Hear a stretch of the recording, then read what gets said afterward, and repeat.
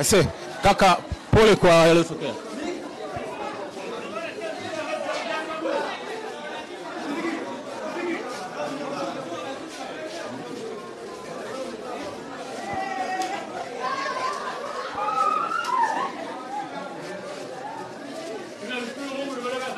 Pole sana. Namshukuru Mungu sana. Unajionaje sasa umetoka na ulipoingia? Namshukuru Mungu kwa sababu ilikuwa ni kazi ngumu, kwa sababu nilikamatwa mpaka kufika hapa kwa leo. Jambo la kumshukuru Mungu sana kwa sababu wengine tungepotezwa. Umejisikiaje kwa yote yaliyotokea? Mpaka leo unaachiwa. Siwezi kujisikia vibaya au vizuri, ila ni jambo la kumshukuru Mungu. Kila kitu ni Mungu.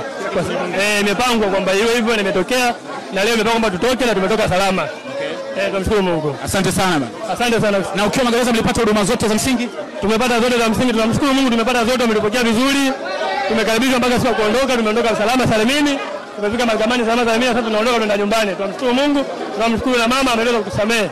Taji yote ambayo mlikuwa mnayakosa mkiwa gerezani? Ya msingi? Hapana, tulikuwa tukihitaji tunapata kwa wakati. Hilo tunawashukuru, walijitahidi kwa hilo. Ilikuwaje mazingira yote kwa ujumla? Mazingira kwa mazuri, tunamshukuru Mungu.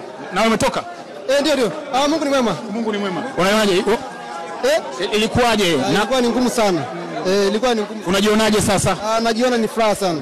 Siwezi kuongea sana lakini nashukuru Mungu. Neno moja kwa ajili ya vijana wengine ambao pengine ni wakati wa kufanya kazi. Mambo mengine yamepita. Moses Lemweta Ngao. Ni vipi kaka? Bana Steven na Great Kilian. Ndio baba. Unajionaje sasa umetoka? Nasikia faraja sana brother, nimefurahi, moyo wangu umepoa.